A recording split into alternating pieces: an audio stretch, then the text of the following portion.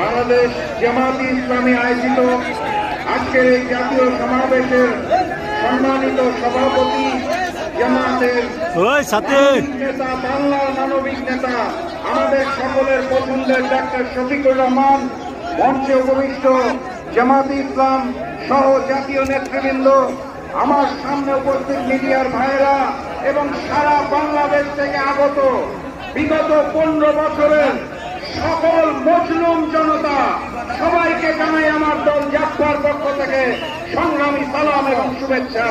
আসসালামু আলাইকুম। সংগ্রামী সাথী এবং বন্ধুগণ, গত বছর শেখ হাসিনা একটা সুর তুলেছিলেন, তিনি বলেছিলেন রাজাকার। সেই এক আন্দোলনে দিল্লির তিলকমালী মুখ্যমন্ত্রী শেখ হাসিনাকে বাংলা ছেড়ে দিল্লি পালিয়ে যেতে হয়েছে। নতুন করে আবার রাজাকার শব্দটা উত্থাপন করা হচ্ছে। ইতিহাস থেকে শিক্ষা নেন, ভুল করবেন না। আল্লাহ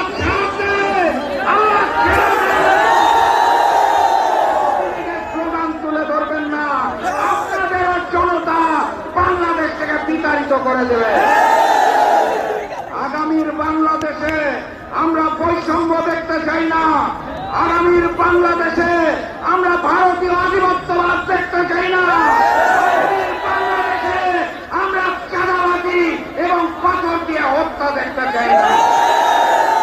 সংগ্রামী সাথী এবং বন্ধুগণ, বাংলাদেশ জামায়াতে ইসলামী থেকে যে 7টি দাবি দেওয়া হয়েছে, পিআর পদ্ধতিতে নির্বাচন সহ প্রবাসীদের ভোট, সকল দাবির প্রতি জাতীয় গণতান্ত্রিক পার্টি জাফার পক্ষ থেকে সমর্থন ব্যক্ত করছি। একই সাথে সাথে নতুন 2টা দাবি উত্থাপন করছি। সাথে সাথে বাংলার মাটিতে গণহত্যাকারী আওয়ামী লীগের রাজনীতি চলবে না, চলতে দেওয়া হবে। সর্বশেষ দাবি, ওই যে ভারত থেকে পুষিয়ে হচ্ছে, সীমান্তে হত্যা হচ্ছে, আমার দেশের ভোটের ফলাফল অতীতে ওখান থেকে নির্ধারণ হতো। একত্রিত হতে হবে, সকল মজলুম এক হবে।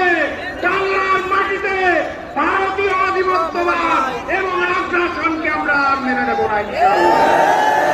দাবির সাথে নতুন 2 দাবি ব্যক্ত করে আগামীর বাংলাদেশ হবে ইসলামের বাংলাদেশ, আগামীর বাংলাদেশ হবে কোরআনের বাংলাদেশ। আজকের মতো বিদায় নিচ্ছি। নারায়ে তাকবীর।